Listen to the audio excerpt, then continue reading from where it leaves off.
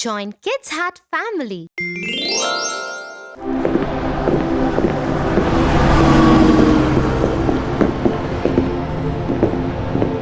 Tia, yesterday in our class, my friend Ben forgot to bring one of his textbook, and Ted offered to share his textbook with him. Ben promised Ted to help him in learning football after school. But after school, when Ted asked Ben to help as promised, instead of helping, Ben left for his home. That's bad. One should always stand by their promises. But Tia, today again Ben forgot his textbook, and when he asked Ted to help, Ted refused. Tofu. We should be sensitive towards every human being. You know, we should always help people around. Come, I'll tell you a story.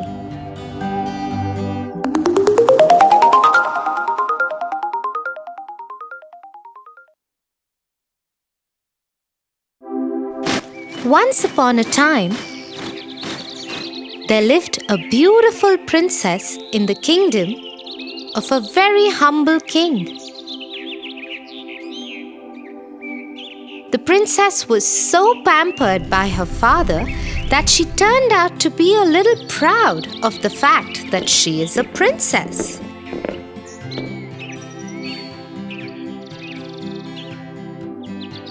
Many a times the king asked her to be more humble towards the people around her, because that's the way a princess should be. I know, my little princess, that you are my pampered child, but you should be little more empathetic towards other people. Everybody is same. It's just that some are fortunate, some are not.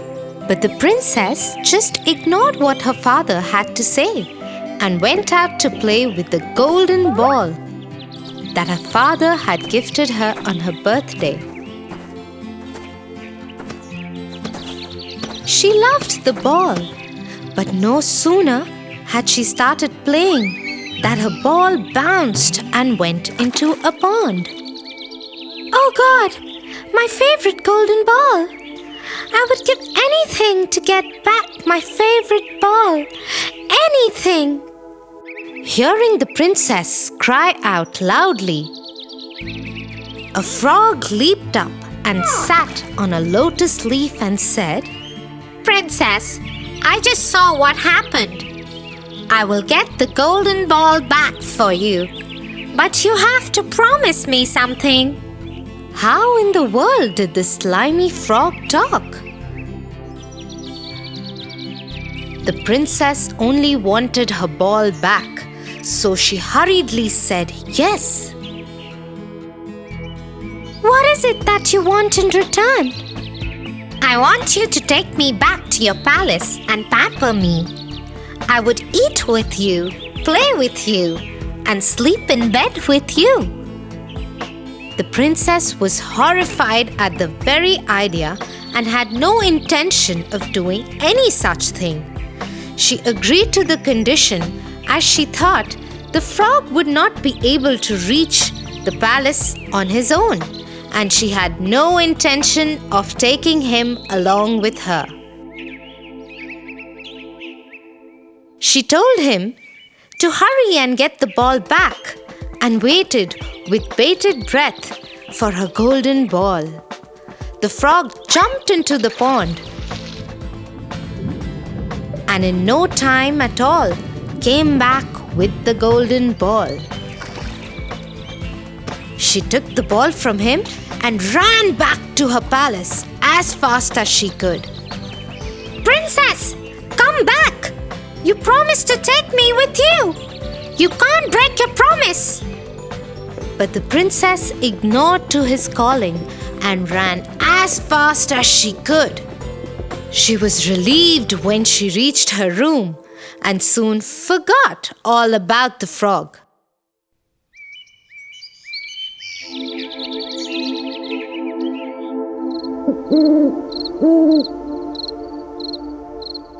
At night, while she was having dinner with her father, there was a loud knock on the door. Open the door, oh princess! It's me, the frog from the pond. You promised to keep me with you. Being a true princess, you should keep up to your promise now. Who is that? And what does he want? The princess, being a little scared of her father, told him about the afternoon incidents.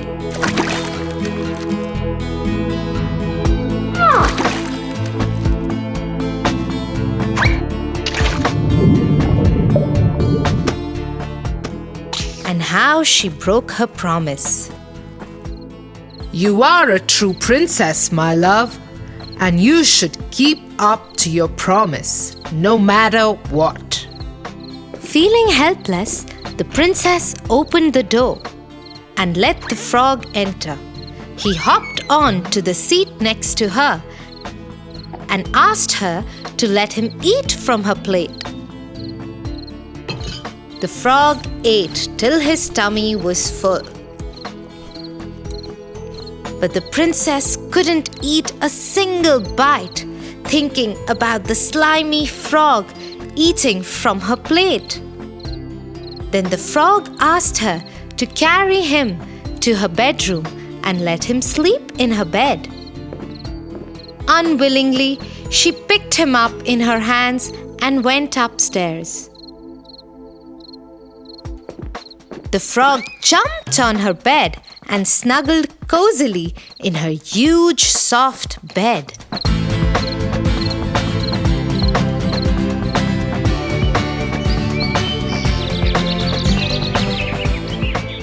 The next morning, the princess got up to find the frog missing from her bed. Happily, she hopped from her bed, thinking that the ordeal was over.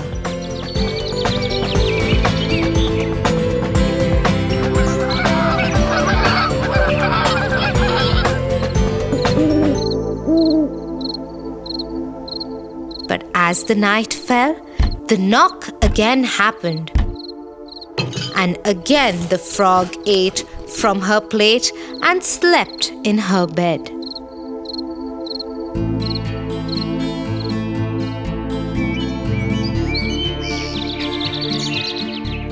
Feeling sad about sharing her food and bed, she went to her father and asked him if she could stop now. The king again told her that a promise was a promise and cannot be broken.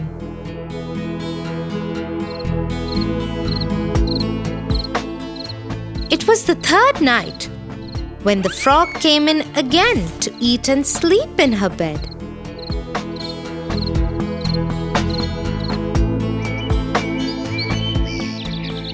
But the next morning, the princess was astonished to see that the frog was not in her bed. And a handsome young prince was standing next to her bed. What? Who are you? Where is the slimy frog? Dear princess, it's me, the frog. A witch cast a spell on me that could be broken only if a princess would let me eat in her plate and sleep in her bed for 3 nights. You broke that spell by keeping your promise, and here I am, standing in front of you.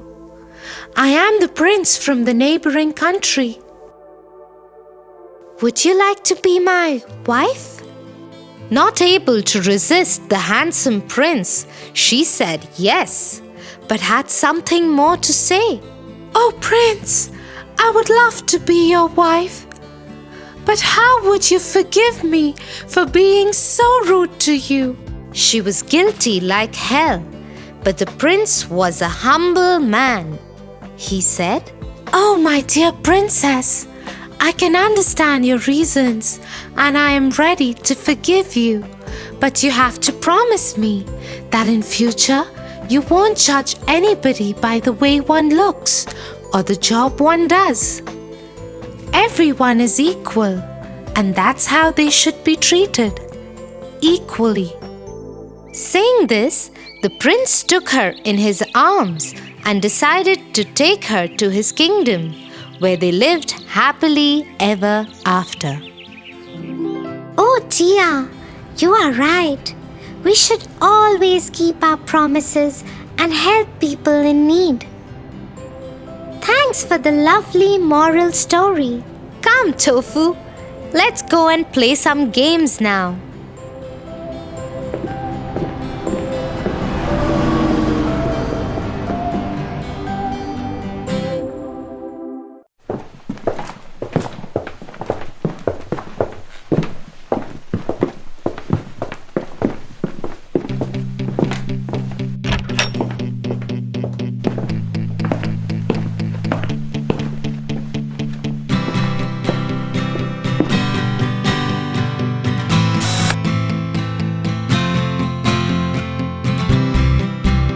Slow and steady wins the race.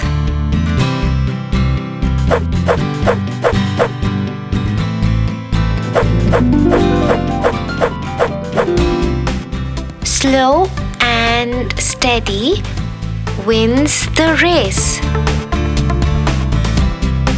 What happened, Tofu? What is it that you're thinking? Yes, Tia. I am not able to understand how can a person win the race if he's slow and yet steady? There is a very famous story behind this. Should I tell you that first? Sure. The Hare and the Tortoise. Long ago, in a forest, a small get-together of animals was taking place.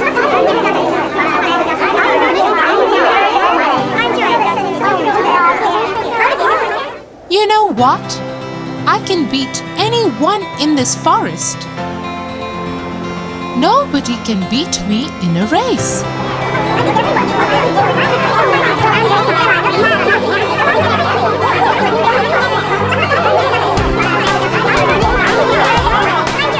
Yes, I have seen him running.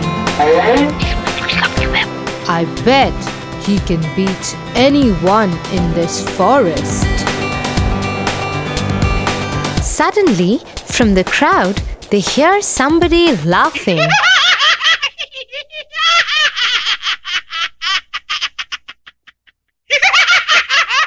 Why are you laughing? You think you can beat me in a race? I may not disagree with you, oh Mr. Hare. But I might not deny that I have no fear of competing with you.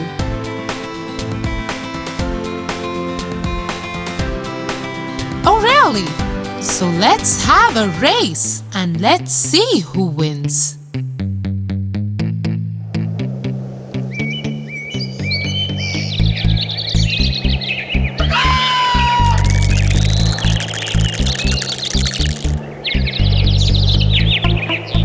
So one fine sunny day, all the animals gathered for the race.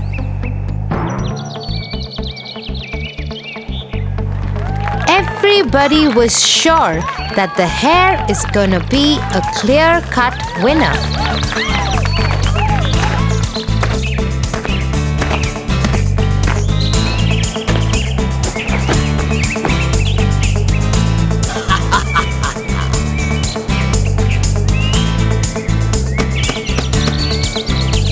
May the best man win. And that is me. Said the hare proudly.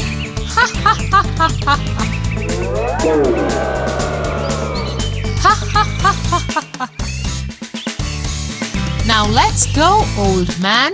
I'll beat you in a second.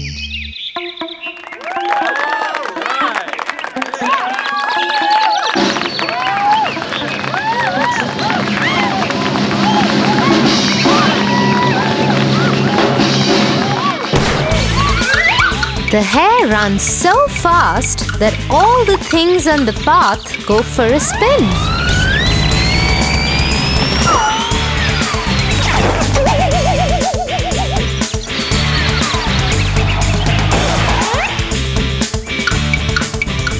On the other hand, the tortoise is running too, but at such a pace that even snails could pass by him easily.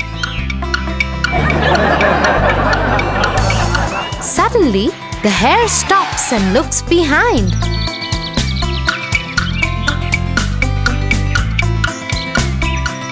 Oh my lord! That tortoise is gonna take ages to reach this point. So let's just stop here and take some rest. By the time he reaches here, I would get good rest and then cover him up in a blink of a second.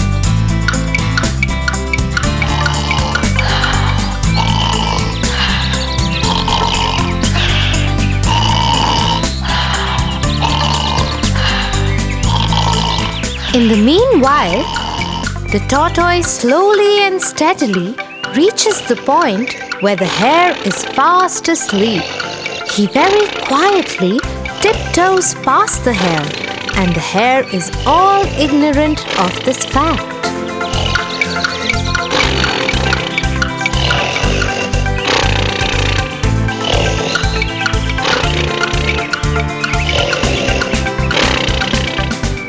Suddenly, the hare gets up by the roars of the crowd, cheering up the tortoise.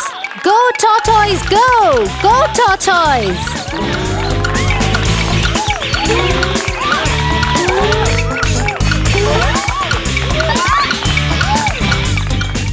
Oh my lord! How is that possible? I kept on sleeping for so long that the tortoise is about to finish the race. He runs and runs and runs. But to his disappointment, the tortoise just manages to finish the race before he could.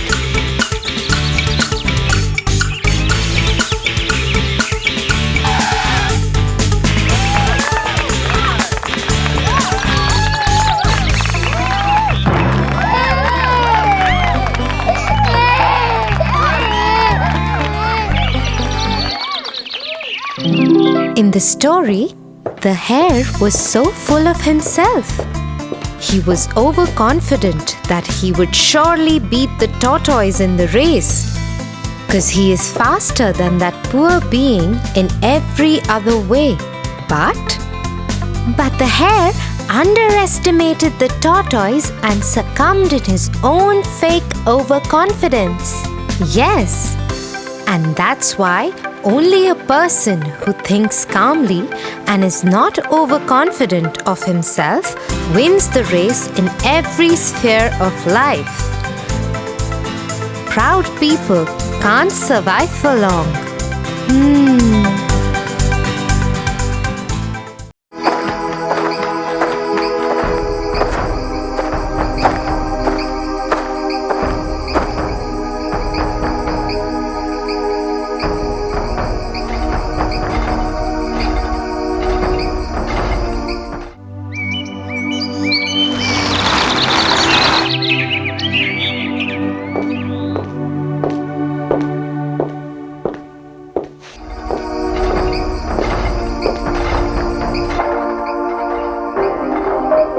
Hey Tofu, what are you up to? Nothing much. Just watching TV. Oh, cool. Are you done with your homework already? We didn't have much homework today. We just have a research assignment. I'm impressed. So you finished your research work so soon? Oh no, I haven't. It's a big assignment, so we have to do it in pairs. My partner is Kate. She's really good with research, so I passed it all off to her. She will write the paper and bring it tomorrow. I don't know what to say, Tofu. You can say which game you want to play. How about I tell you a story instead? Oh, I love your stories. Please tell me one. This one is about the horse and the donkey, where the horse doesn't bother to help the donkey.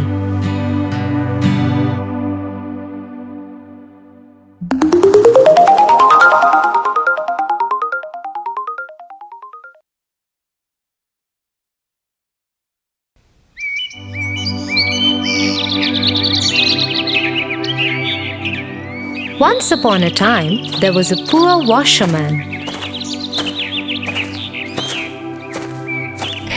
All he had was a donkey and a horse.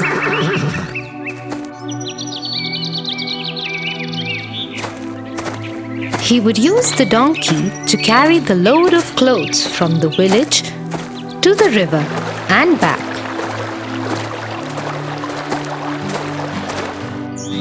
While he would use the horse for himself to go wherever he needed to. The horse enjoyed an easy life, carrying only his master, while the poor donkey did all the hard work.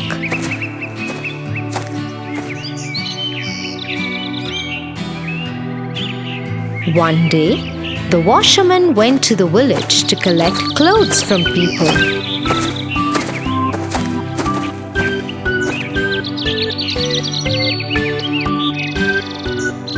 Hello? Are there any clothes you want to give for washing today? Yes, I have. Thank you.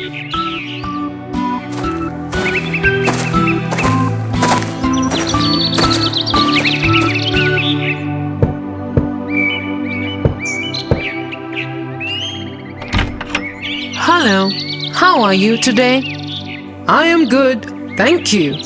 Do you have any clothes for washing? Yes, I am glad you came. We have too many guests today and excess laundry too. Don't worry, I will have them back in time.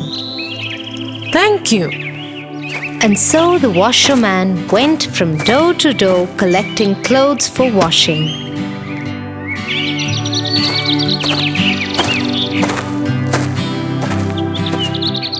Then he loaded everything onto his donkey.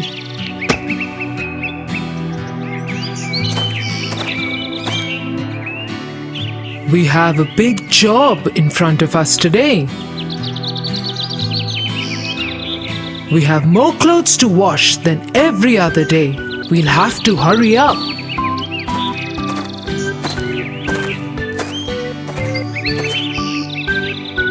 As soon as he got the donkey loaded up, they started moving towards the river. The washerman decided to walk besides the horse and the donkey. But the load was too much for the donkey to carry, so he got very tired. When they were halfway through to the river, the washerman decided to stop to get some rest. He too was tired, having walked all the way instead of riding the horse as usual. That's when the donkey decided to talk to the horse. Horse, can you please help me? This load is too heavy to carry. Since the master is walking today and you have no burden to carry, can you take some of mine? I am here to serve my master, not you. It's not my job to carry the load. It's yours and you alone must do it. The donkey had no choice but to carry the burden of the clothes all alone. So he continued walking slowly when they resumed their journey. But after some time, the weight became too much for him and he collapsed. He tried to get up again but just couldn't. Oh no! What's wrong with my donkey? Let me get his weight off him first.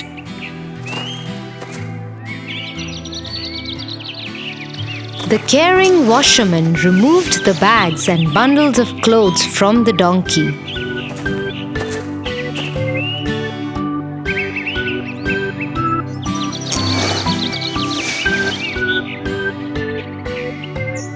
Oh, these bags are very, very heavy. It was wrong of me to put them on the donkey alone.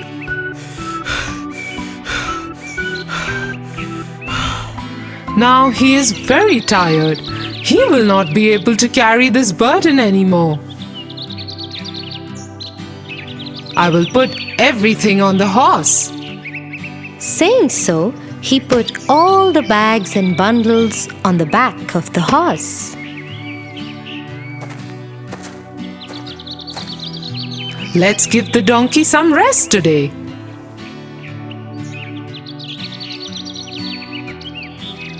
They started walking again towards the river. As they walked, the horse realized what a mistake he had made. This is so heavy.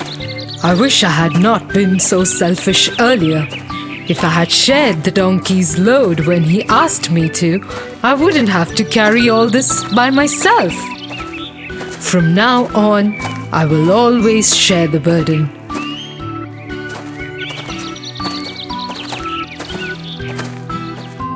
So you see, Tofu, it's always more sensible to share the burden than to not help others. Yes, I agree with you, Tia. In fact, if I help Kate out, we will be able to finish the work faster as well, and both will be free soon. That's right, Tofu. So you see, sharing the burden of work has many advantages. You must go and help Kate out.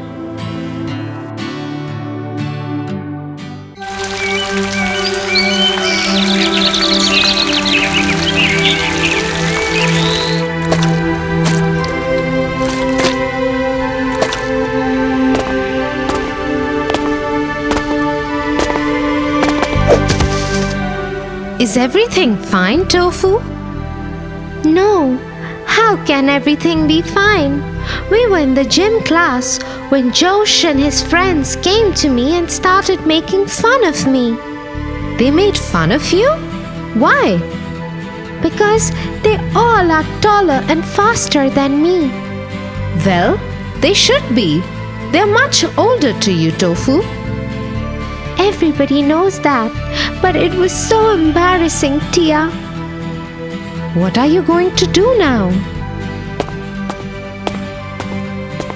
What can I do? Well, let's get your mind off this nonsense. I read something interesting in school today. Should I tell you? I guess.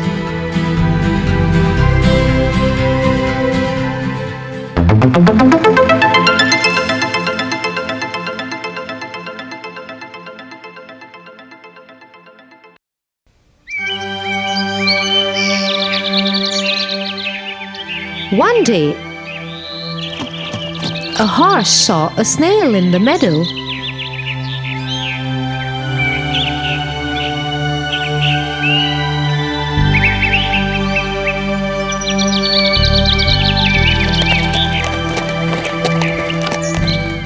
Look at you. You are so slow. The snail did not like the way the horse spoke to him, but he decided to ignore his mean comments. But the horse went on and on. Where are you going? And when do you think you'll reach there? I don't understand why you need to make fun of me all the time. Well, look at yourself. It takes you so long to get from one place to another. I would run miles in that time. I suggest we both get on with our business and day. You know, I have an idea. Let's race. The snail thought about it for a moment. He had a plan. Okay, sure. Let's do that. How about this Sunday morning? Okay, we will race this Sunday.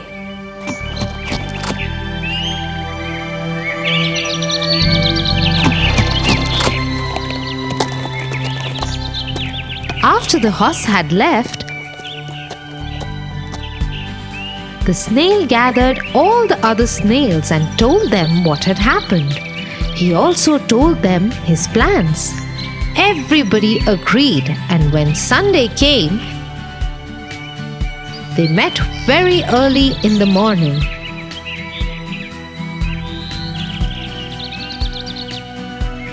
Okay, everyone, spread out from the starting point of the race till the ending point.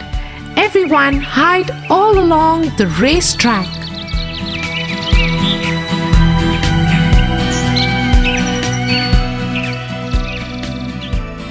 And so the snails spread out.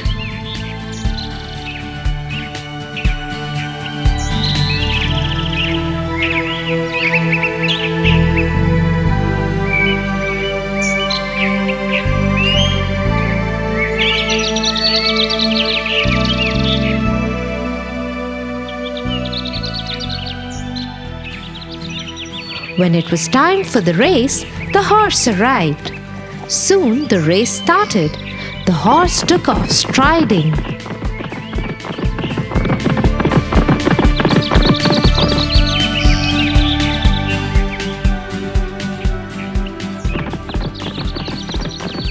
After a while, he looked down and he was surprised to see the snail right in front of him.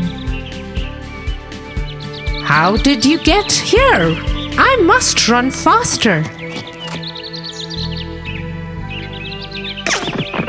And so the horse started running.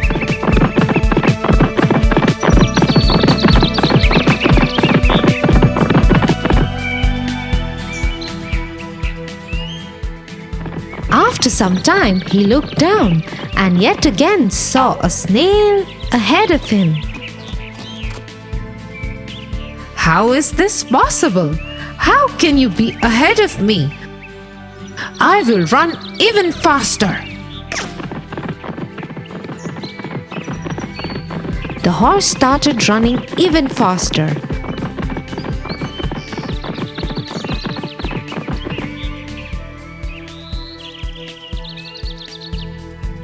When he looked down again after some time, he saw the snail there again. This is impossible. I will run the fastest I can.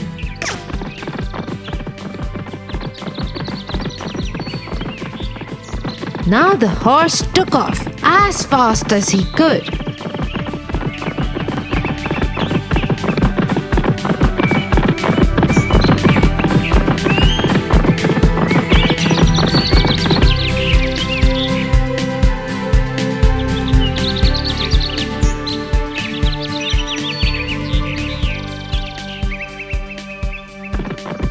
As he neared the finishing line, he looked down, but he saw a snail crossing the finishing line.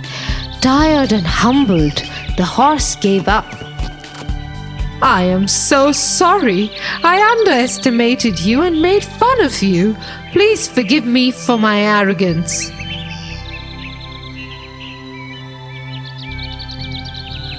All the snails who had hidden along the racecourse and fooled the horse into believing that they were the same snail that he was racing heard this and laughed quietly from their hiding spots.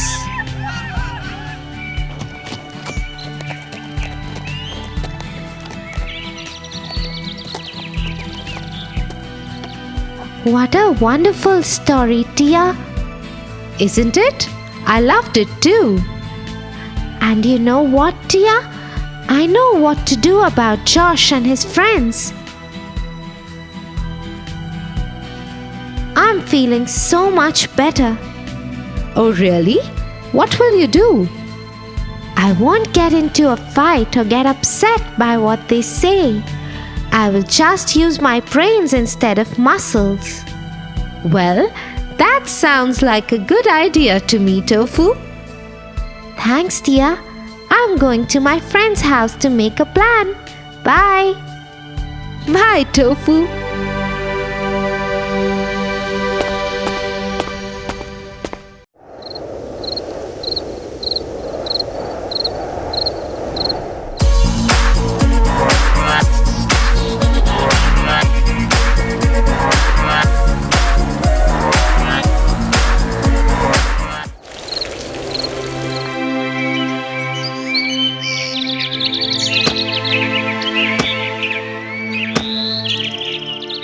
Wasn't last night's slumber party fun, Tofu? Oh, I had a blast. Let's do it again. I agree, but I noticed that you weren't being very nice to Cousin Rob. You were always with your friend Josh. Cousin Rob started it. Started what? Josh is one of my best friends, and Cousin Rob told me that he didn't like Josh as much as I did. There's nothing wrong in that, Tofu. I don't understand. Why not? Shall I explain it to you with a story? Yes, I want to hear the story.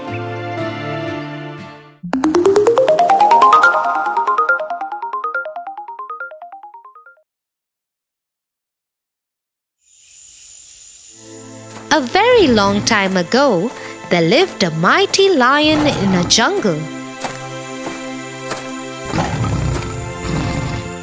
One day, he went to the river to drink water.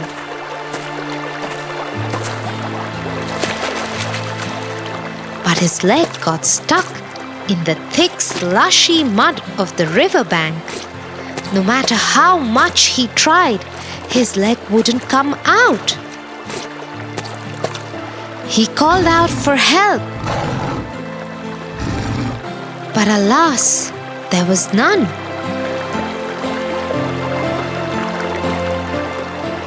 And so he remained stuck in the mud. After a few days, a kind jackal came to the same spot of the river to drink water. He saw the lion stuck in the mud. "Your Majesty, are you all right?" No, Jackal. I am stuck in the mud. I cannot move. I have been here for days now. "Give me a moment, Your Majesty. Let me see what I can do." The jackal quickly crossed over to the riverside where the lion was stuck. With his paws, he dug out the mud where the lion's leg was caught. "I think your leg should be free now. Please try and come out."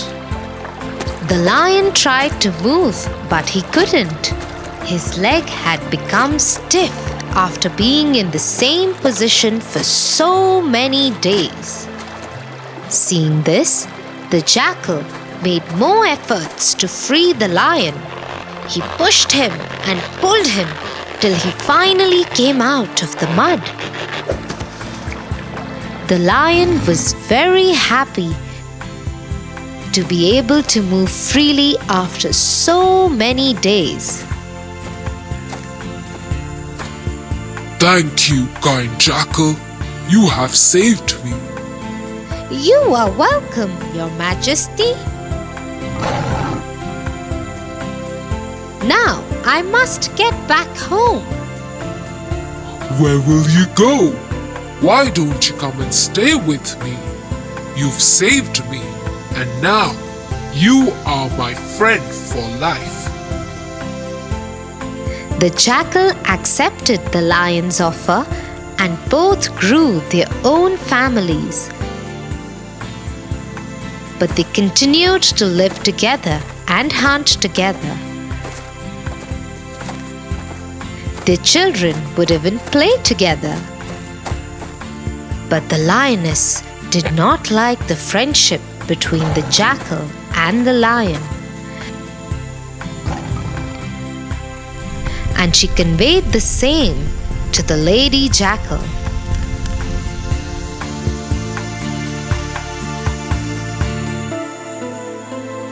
The lioness told me that the lion does not want us to live here with him and his family.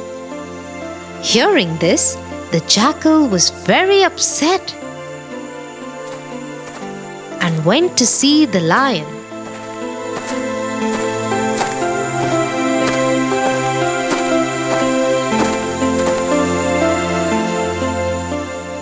I thought we were friends, but if you did not want my family and me to live here with you, you should have told me so. Instead, you conveyed your message to me through the lioness and the lady jackal? My friend, I don't know what you are talking about. We are leaving. No, my friend, don't leave me and go. I have not done anything of that sort. I want you to stay with me. The jackal understood what had happened. I am sorry, friend. I understand your sincerity and love towards me. I think I judged you too quickly.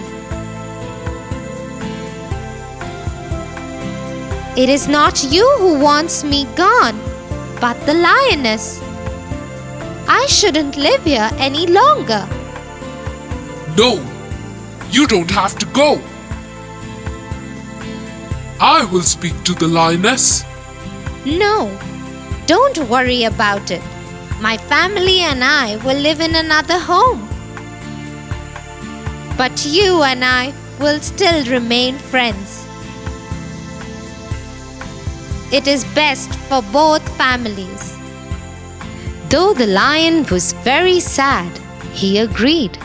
And so the jackal made another home for himself and his family.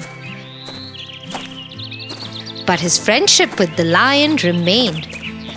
They met every day, went on hunts together, and shared lives good and bad till the end of their lives. The lioness didn't like the jackal even though the lion and he were best friends. And she knew that the jackal had saved the lion once upon a time. Yeah, that's why I'm telling you, Tofu. Sometimes you may like someone very much, but your family may not feel the same way about them. Oh, I get it now. Let's call Cousin Rob and others for one more slumber party. I promise I will behave better this time.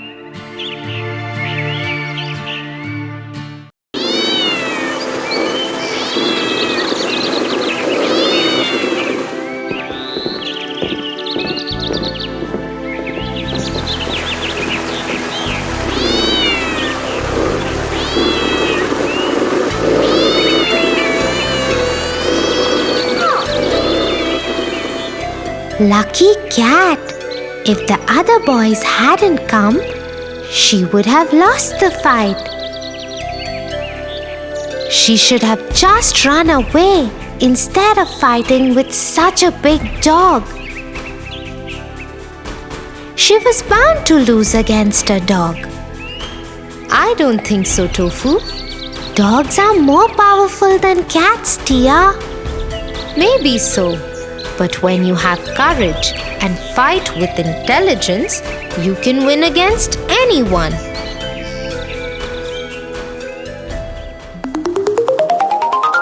The Jungle Book.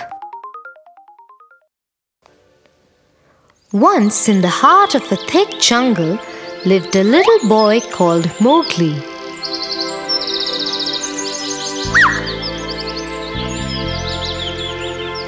he did not belong to the jungle, as he was a human child.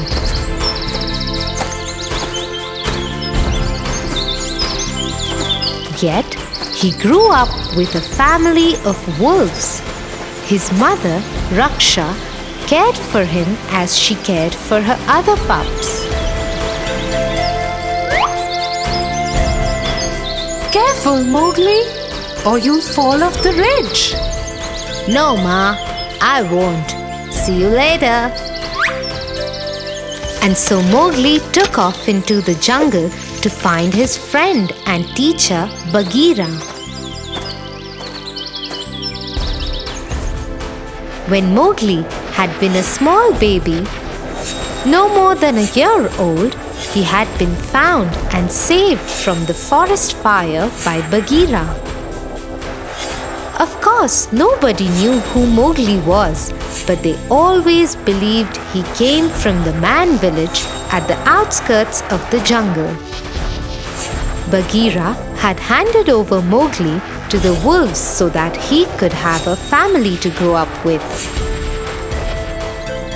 Since then, Mowgli had learnt the ways of the jungle from his family and his friends Bagheera and Balu.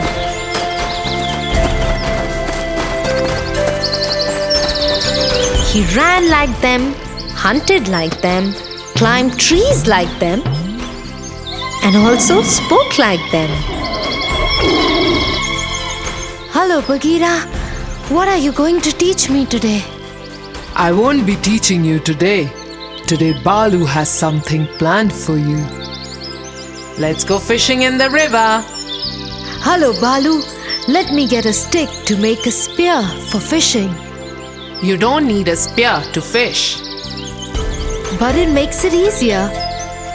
You can't do it like that, Mowgli. That is not our way.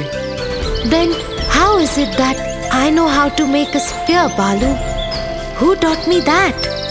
As usual, Bagheera and Balu did not have an answer to Mowgli's questions. The forest fire had started and destroyed the man village.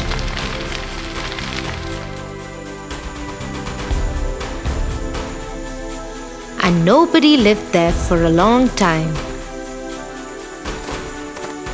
Bagheera had tried many times to find someone to return the child to. But no one was there.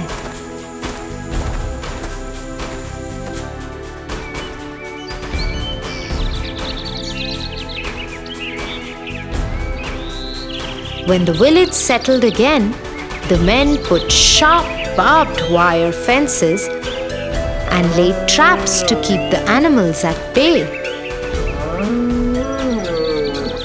Although the animals couldn't understand why, all the creatures of the jungle had always maintained a safe distance from the humans. They never meant any harm to them. In any case, the fences and traps made it impossible for Bagheera to return the child back to the human world.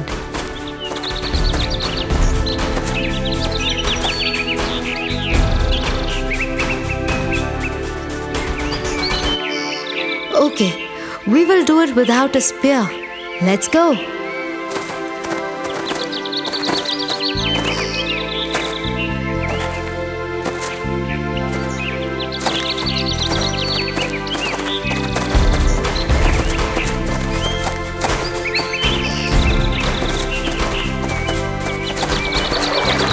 The trio set off to the river bank,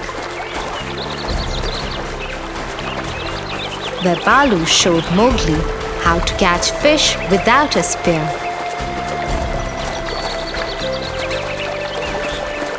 Balu would swiftly duck his head into the water and come out with fish in his mouth. Mowgli gave it several tries.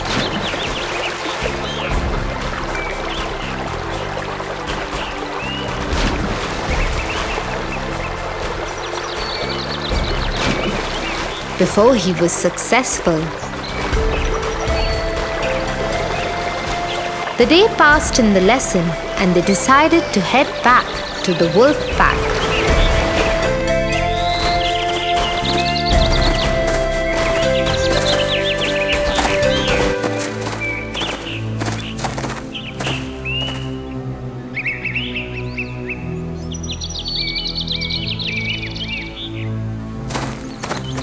They had almost reached home when Bagheera alerted the other two.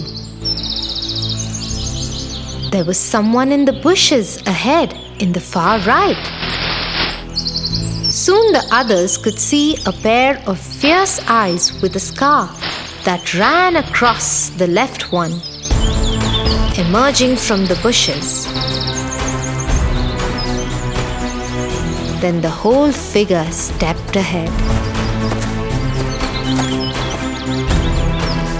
Run, Mowgli, run! Immediately, Balu and Mowgli took off towards home, leaving Bagheera to fight the large, villainous tiger, Sher Khan.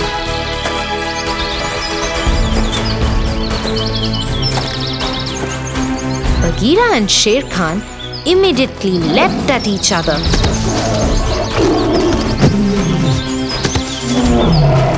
Sher Khan hadn't expected Bagheera to be so strong and was taken by surprise when he managed to throw Sher Khan against a large tree. The elders of Wolfpack soon joined them. Sher Khan knew he was injured and outnumbered. You might have saved him today, but the human belongs to me. I will come back for him. Sher Khan, what are you doing here? This is not your territory. No territory can keep me out. And the next time I come, I will not spare anyone who stands in my way.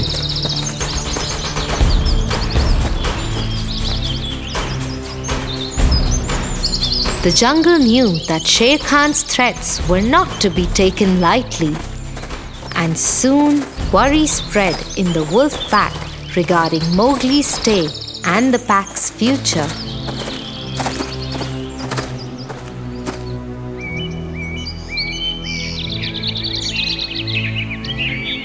I can defend myself.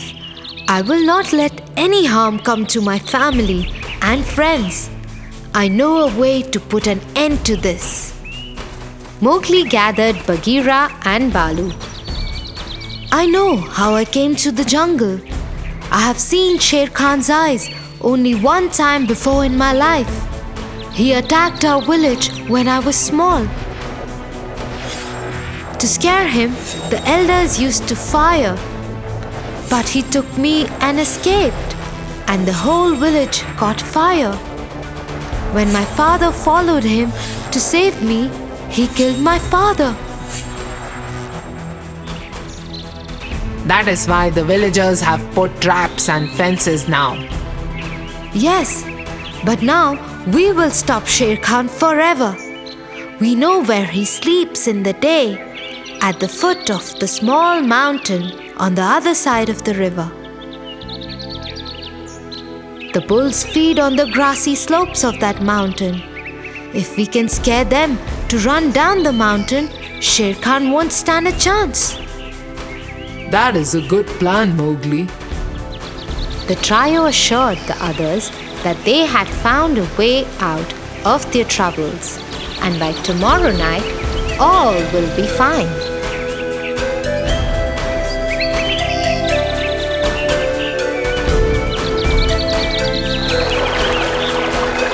Early next morning, the three set off for the mountain.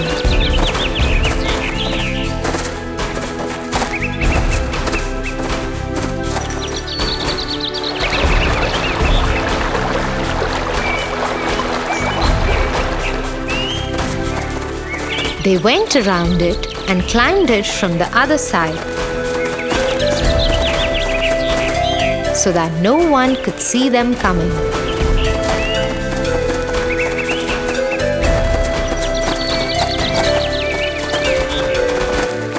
Once on top of it, they could see the bulls eating the grass. Ah! The three leapt at the quiet bulls and rushed towards them, screaming so loudly that the bulls got scared and started running down the hill to escape from them. The plan was working. The whole mountainside shook and rumbled under the stamping of the bulls. This woke up Sher Khan. He saw the bulls rushing towards him. There were scores of them. Scared, he started running away from them. He is trying to get away. I won't let him.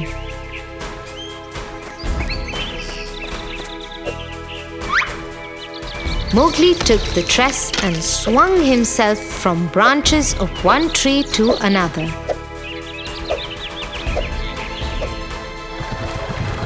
On the other side, Sher Khan couldn't keep ahead of the bulls.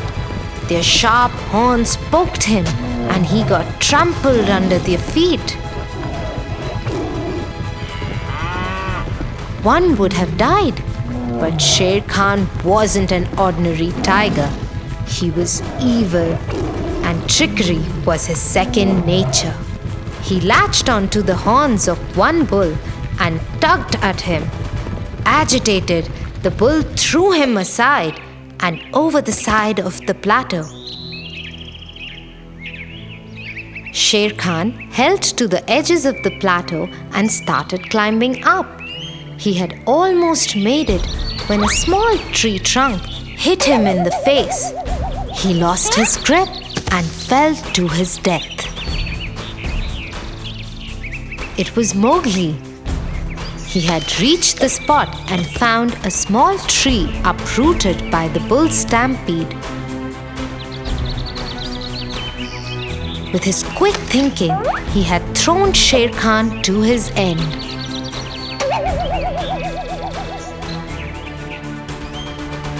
He had saved himself and protected the entire jungle from the tyranny of this villain.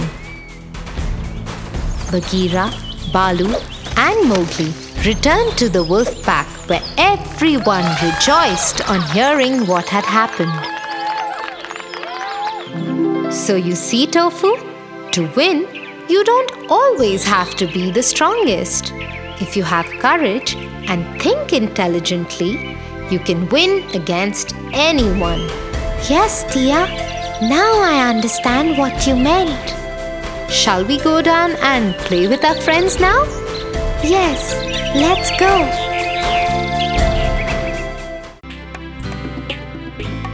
For your favorite rhymes, stories, and more, join Kids Hut family. Subscribe here.